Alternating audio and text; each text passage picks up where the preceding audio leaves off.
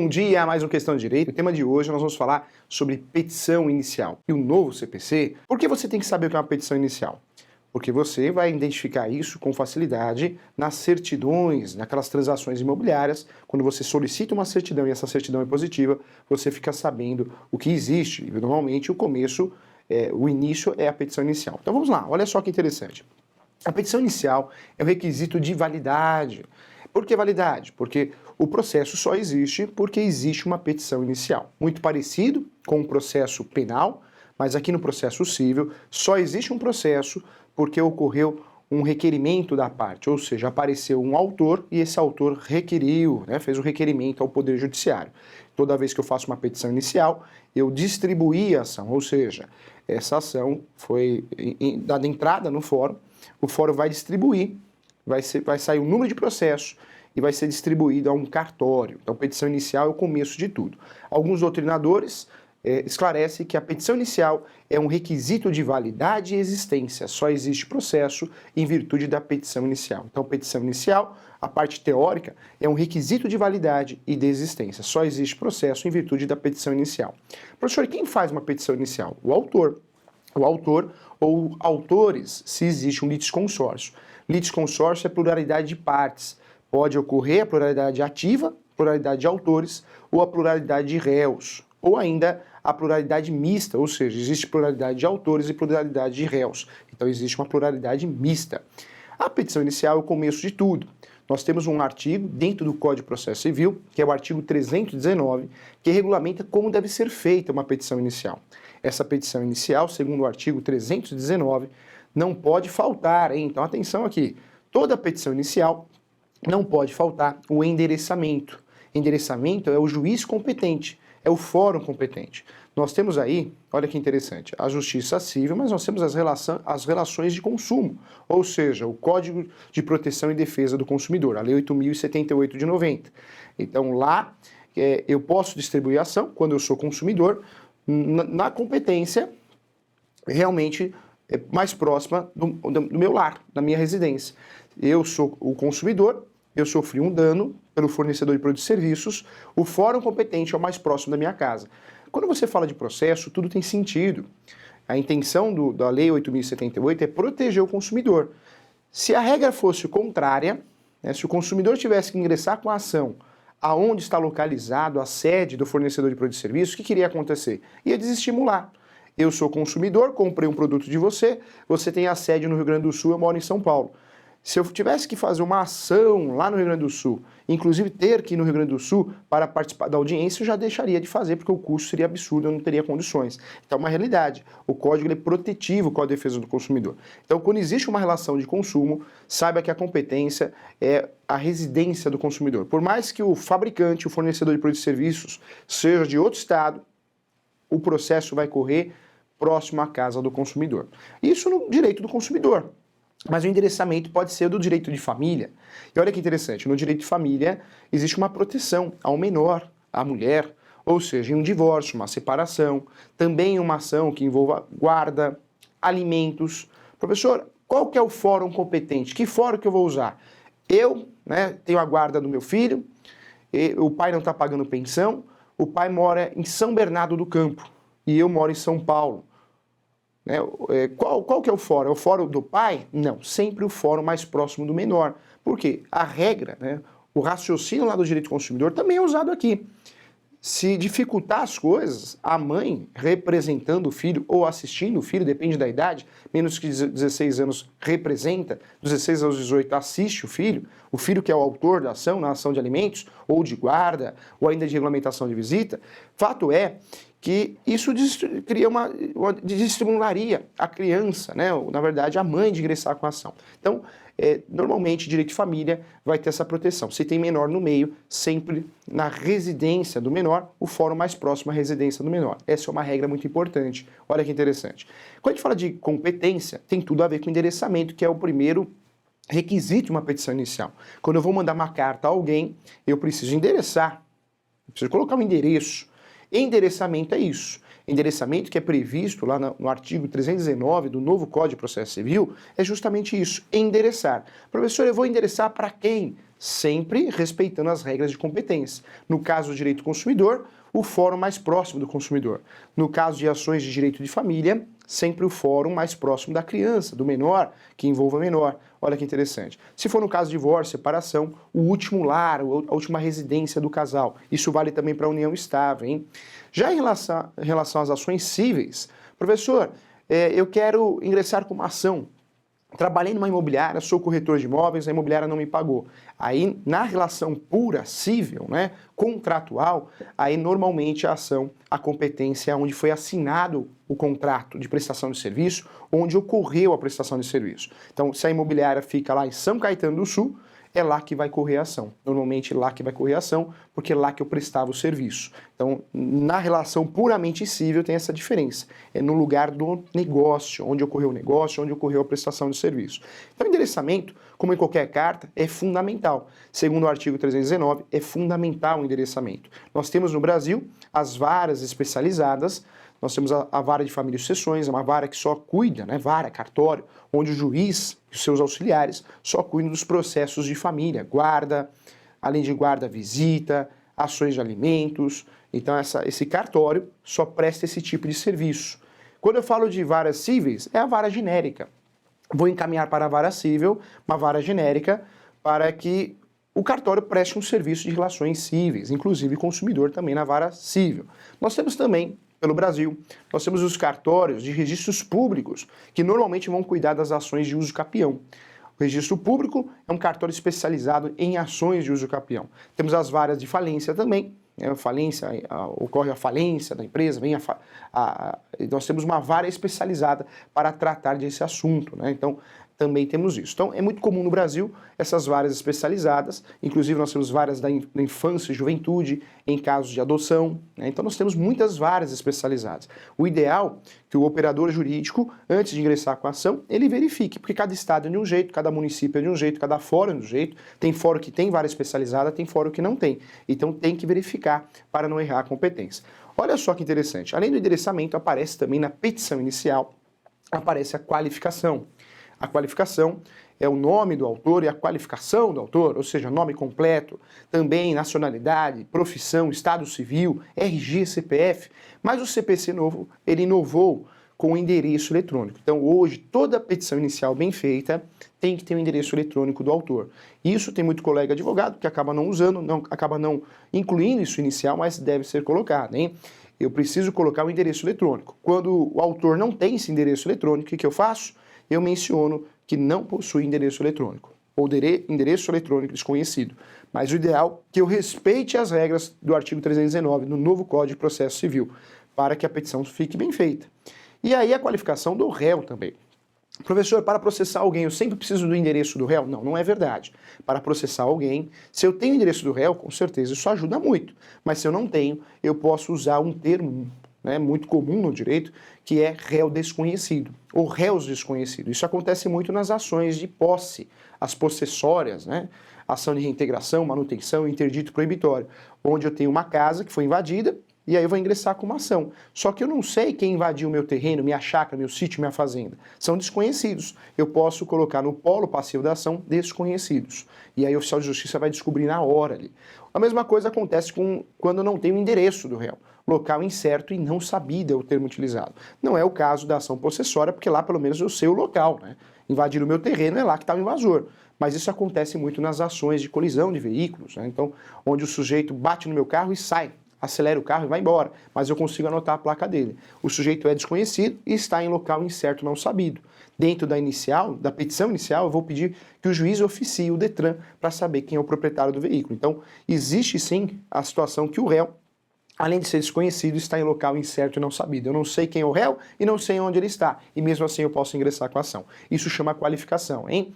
Toda petição inicial, mais mal feita do mundo, tem que ter fato, fundamento e pedido. Fato, fundamento e pedido. Fato é história, né? O acontecimento, o que ocorreu. Então é o fato. Sempre numa petição inicial, o operador jurídico precisa tomar cuidado. Quem escreve muito se perde. As petições bem feitas, segundo a jurisprudência, segundo o projeto PET 10, devem ser feitas até 10 laudas, e eu concordo com isso, hein? Petição bem feita não pode ultrapassar 10 folhas, 10 laudas. Isso não é só para petição inicial, mas contestação à defesa, isso para também um parecer, um contrato também. O escrever muito não quer dizer que foi bem feito, porque quando a gente escreve muito a gente se perde, né? O ideal é que um contrato, o ideal é que uma petição inicial seja bem feita e bem compacto, objetivo. E isso é bem feito, não escrever muito, né? Porque às vezes tem várias cláusulas no contrato que não tem sentido nenhum, não serve para aquelas partes. Normalmente, o contrato copia e cola na internet, você vai achar um contrato com várias folhas e não é objetivo, não corresponde ao que você quer. A petição inicial é a mesma coisa. Olha só, fundamento toda a petição tem que ter. Nós sabemos que o direito processual é uma coisa, o direito material é a tipificação do direito. Então o advogado, o operador jurídico, ele vai lá, acha as regras no direito material e passa para a petição inicial. Então o fundamento é isso. Eu preciso ter um nexo de causalidade, eu preciso achar as informações materiais para incluir naquele processo. E isso é muito importante, hein? Quando eu falo também da petição inicial, o pedido não pode faltar. Quando você peticiona, o que é a petição inicial? Nós conversamos aqui no começo da aula. Petição inicial é um requisito de validade de existência, segundo teóricos, doutrinadores, né? Requisito de validade de existência. Esse requisito de validade de existência, ele é fundamental para a existência de um processo, mas eu estou pedindo ajuda. Você há de concordar comigo, quando eu faço uma petição inicial, eu estou pedindo ajuda do Poder Judiciário. Professor, mas por que eu estou pedindo ajuda do Poder Judiciário? Porque eu não consegui resolver amigavelmente. Isso é o chamado interesse de agir. Nós temos as condições da ação e os elementos da ação. A ação, a petição inicial, um dos requisitos é a condição da ação, né? Um desses requisitos importantes.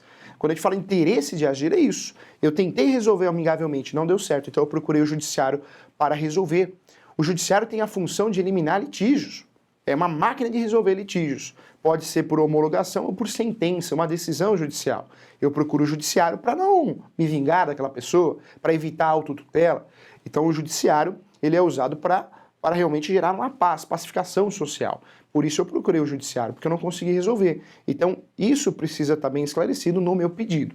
No pedido da petição inicial, olha que interessante, nós temos que ter o autor pede a procedência da ação, o réu pede a improcedência, mas não pode faltar também mencionar um artigo previsto no 319, que venho requerer ou apresentar todos os meios de provas em direito admitido. Tem vários textos parecidos e o autor da ação, o operador jurídico, tem que mencionar esse texto.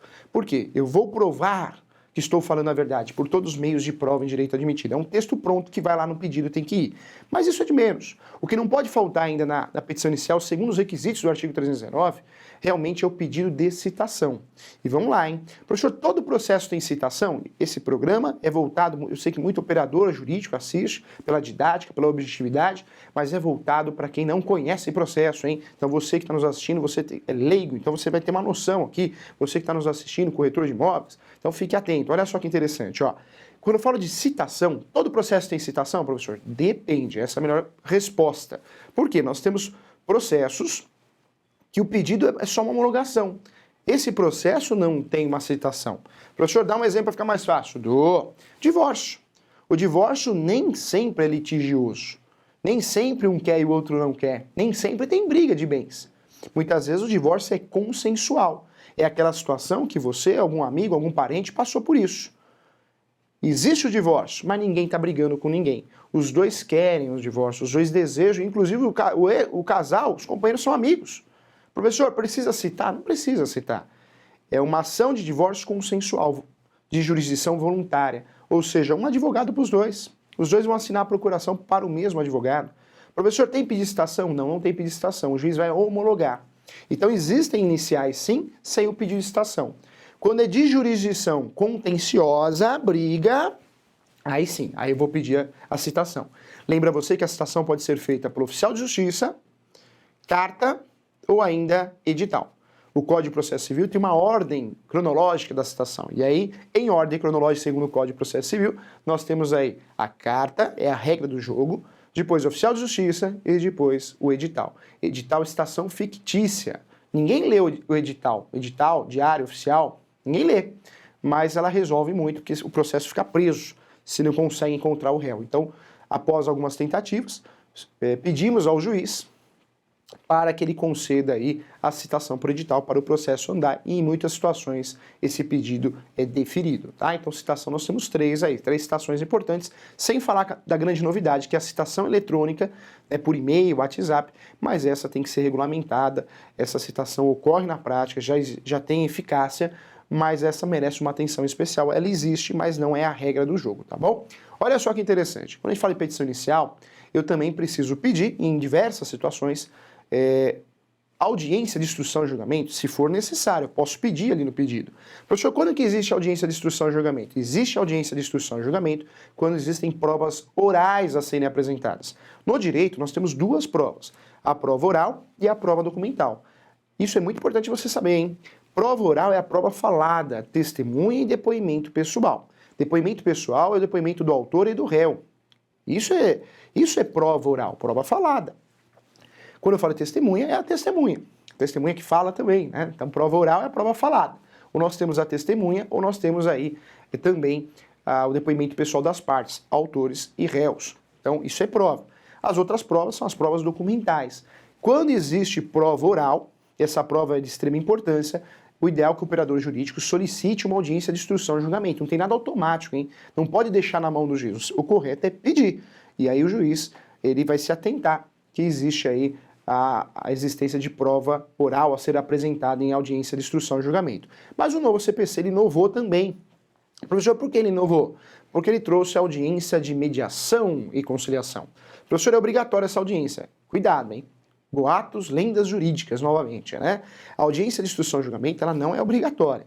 O autor é obrigado a se manifestar, optar pela audiência, falar se quer ou se não quer. Isso ele é obrigado.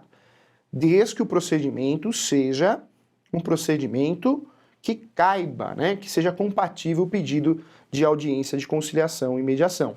Por quê? Nós temos ações que não há que se falar em audiência de mediação e conciliação. Trago um exemplo, a ação de interdição. Na ação de interdição, para que o operador jurídico vai pedir ou não, vai falar que não tem interesse na audiência de conciliação? Isso não existe. A ação de interdição, eu quero interditar alguém, o meu pai, o meu avô, né, um irmão, que não tem condições naquele momento, de forma provisória ou definitiva, de atuar pelos seus atos. Então eu vou representá-lo judicialmente. Nessa situação, não tem sentido algum eu pedir uma audiência de conciliação e mediação. Porque se eu pedir, não tem lógica, né? Eu estou fazendo uma ação contra uma avó. Eu quero interditá-la. O juiz vai perguntar para ela, a senhora concorda com a interdição? Sendo que ela não tem condições, ela não sabe nem o nome dela mais, não sabe a idade que ela possui. Então cuidado, né? O processo tem que ter lógica. A petição inicial tem que ser pensada, tudo, ponto a ponto, não pode fazer por fazer. A petição bem feita é aquela que escreve pouco, no máximo 10 folhas, 10 laudas, no máximo, não pode chegar a 20, senão é muita coisa. E você há de concordar comigo que uma petição feita com mais de 20 folhas, 10 folhas, é uma petição mal feita, porque você imagina o juiz tendo que ler aquilo, você imagina o réu fazendo uma defesa, aí vem mais 60 folhas, porque um quer mostrar que escreve melhor que o outro, mais que o outro, e aí vira aquela bagunça, né? Por isso a justiça muitas vezes não manda. Então cuidado, a petição inicial bem feita não é aquela petição com muitas folhas, poucas folhas, mas de forma objetiva. Quando a gente fala de audiência, tem que ter sentido, tem que pensar antes de fazer as coisas, né? Então, eu não posso sair pedindo audiência, sendo que o processo não é compatível. Se é compatível para que eu solicite audiência de mediação e conciliação, excelente. Mas se é um caso que não existe possibilidade alguma de audiência de conciliação e mediação, eu não preciso pedir. O artigo 319 são regras obrigatórias da petição inicial, dependendo da situação. E eu preciso separar. É jurisdição voluntária? É jurisdição litigiosa? Porque aqui já muda. Se é voluntário, não tem briga, é consensual, tem citação, tem. Se é litigioso, tem briga, tem citação. Se é uma ação de interdição, nem pedido de conciliação e mediação, de audiência de conciliação e mediação, cabe. Porque não tem sentido. Como que eu vou pedir? O sujeito está sofrendo o processo para ser interditado, né? Então eu não estou bem da cabeça, eu preciso que alguém me represente. Como que eu vou opinar? Não tem sentido, né? Então a petição inicial tem que ser pensada. Outra novidade interessante, muita gente tinha dúvida em relação, olha que interessante, em relação à união estável. Hoje a união estável, segundo o novo CPC, pode ser utilizada como requisito, né, de união, de estado civil. Ou seja, eu posso mencionar união estável. União estável, você sabe, tem duas, a declarada, aquela feita em cartório, e a união estável que não é declarada, aquela que é o ficar junto, morar juntinho, né? Então, essa união estável, ela não tem publicidade. E aí o ideal, esse casal que só mora junto, que na petição inicial, se for processar alguém, se for utilizar o judiciário, mencione solteiro. Eu só vou mencionar união estável no estado civil, na qualificação, voltando aqui na qualificação, quando existe um documento, uma declaração de união estável, tá bom? Então, isso é importante. Olha só que interessante. Quando a gente fala de petição inicial, no judiciário brasileiro nós temos 3 procedimentos. Nós temos o procedimento comum, procedimento especial, são algumas ações previstas no Código de Processo Civil como procedimento especial. Entre elas nós temos diversas. As ações possessórias são ações de procedimento especial, as ações de família, ação de consignação, ação monitória, ação de solução parcial de sociedade. São poucas ações previstas como ações especiais, de procedimento especial. Então, nós temos o procedimento especial e temos o procedimento de execução. Repetindo, hein? Nós temos 3 procedimentos: procedimento comum, procedimento especial e procedimento de execução. O procedimento comum, quando eu não consigo utilizar o procedimento de execução ou o procedimento especial, vai sobrar o comum, que é o residual. E aí o que eu vou fazer? Vou fazer a petição com base no procedimento comum.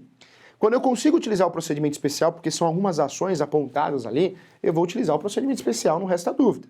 Mas quando eu tenho um título executivo extrajudicial, ou seja, um cheque, uma duplicata, uma nota promissória, um contrato assinado pelo credor, devedor e 2 testemunhas, quando eu tenho um baita documento que me permite começar no segundo tempo do jogo, eu vou fazer uma ação de execução, também uma petição inicial. Professor, por que segundo tempo do jogo? Porque nós temos aí a fase de conhecimento, conhecida como fase cognitiva, e a segunda fase, que é a fase de execução. O sistema brasileiro permite o sujeito começar logo no segundo tempo, sem precisar dessa fase de conhecimento cognitivo, essa fase demorada. Basta ter o quê? Um título executivo extrajudicial. É onde eu não discuto mais o direito, mas eu discuto o título, né? A eficácia do título, o cheque, a nota promissória, ou seja, já vou direto para a cobrança, né? Não vou falar cobrança porque cobrança é procedimento comum, mas eu vou direto ao ponto, fazer o sujeito pagar. Então, execução é isso, já começo o jogo cobrando, obrigando, né? Posso obrigar também, obrigação de fazer, então eu ganho muito tempo. Quem tem a possibilidade de começar com uma ação de execução é melhor, já começa no segundo tempo do jogo. Então veja, nós temos 3 procedimentos. Tanto o procedimento comum como o especial e o procedimento de execução, eu preciso começar com um grande requisito de existência e validade. Qual que é esse requisito? A petição inicial. Então aqui no processo civil, só começa o jogo com uma petição inicial. Não tem jeito. Petição inicial é um requisito de validade de existência. Professor, todo processo eu preciso de advogado? Não. Existe o juizado especial civil, o antigo pequenas causas, onde até 20 salários mínimos eu não preciso do advogado. Para recorrer, sim, aí já preciso do advogado, recorrer da decisão do juizado. E de 20 até 40 salários mínimos eu também necessito de advogado, tá? São algumas ações que podem ser feitas no juizado. No caso da cobrança de corretagem, pode ser feita no juizado até 20 salários mínimos sem advogado, para que você não tenha o custo aí com honorários advocatícios, tá bom? Então, muito importante você saber. Petição inicial, requisito de validade e existência prevista aí no artigo 319 do novo Código de Processo Civil. É o requisito de validade e existência porque é o começo de tudo. Eu preciso apontar e seguir alguns requisitos dessa petição inicial, né? Se for litigioso, eu preciso pedir a citação. A citação, você já sabe como é feita a citação, a ordem cronológica da citação. Dependendo do caso, eu posso pedir a audiência, optar pela audiência de conciliação e mediação, optar também pela audiência de instrução e julgamento. Eu posso pedir perícia nessa petição inicial e posso, inclusive, trabalhar com as preliminares. Professor, o que é preliminar? São os pedidos principais. Na petição inicial, eu posso pedir justiça gratuita. Está previsto no artigo 98 do novo Código de Processo Civil. Hoje, quem consegue justiça gratuita ganhou na loteria, porque tem vários direitos importantes.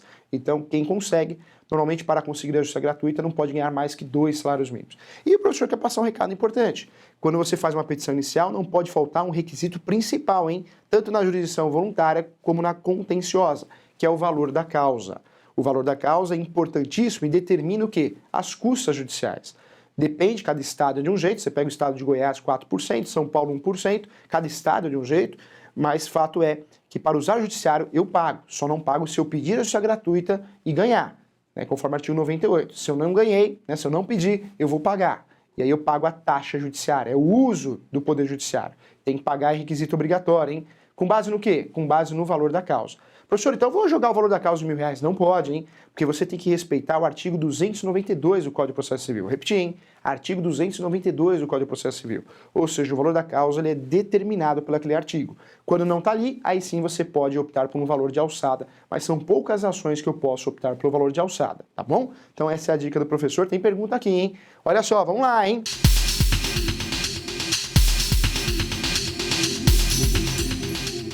Como redigir uma petição inicial intermediária e como fazer isso? A petição inicial ela é caprichada, tem que seguir o requisito do artigo 309 do Código de Processo Civil. As outras petições intermediárias são petições simples, né? Então, na verdade, não tem muito o que errar. Essas petições intermediárias, o que eu preciso fazer e ter atenção? Sempre mencionar o número do processo, porque já existe, já foi sorteado, já saiu o número do processo.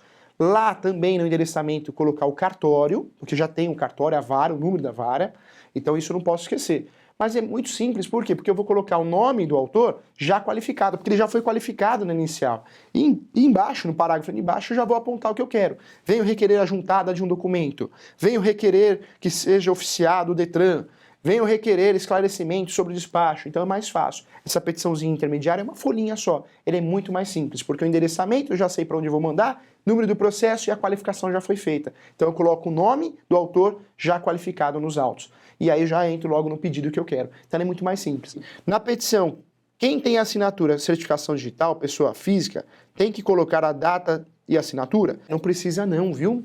Na verdade tem colegas que têm essa mania, né? Imprime a petição e assina. Depois escaneia e manda. Não precisa. Porque o token já existe a assinatura digital, não há essa necessidade, é bobagem fazer isso. Tem gente que fala assim, para evitar fraude, não tem sentido, né? Porque a fraude, quem está fazendo a fraude copia a sua assinatura, é algo mais simples dentro da fraude, é isso, né? Então não precisa não, viu? Pessoa física pode fazer uma petição sem advogado em um tribunal de justiça contra abuso de juros de correção de cartão de crédito? O uso da justiça e uso ou jus postulandi, ele é regulamentado sem um advogado, né? Então, existe. Aonde? No juizado especial civil, até 20 salários mínimos, tanto da esfera civil, né? Ou seja, da esfera aqui estadual. Isso acontece também na esfera da Justiça Federal. Então, casos lá que o sujeito queira ingressar com uma ação, normalmente aposentadoria, ele consegue sem o auxílio do advogado. Na trabalhista também consegue, mas são exceções, né? Então, em regra, precisa do advogado sim, principalmente na ação. É um requisito essencial. Nas ações, eu preciso do advogado.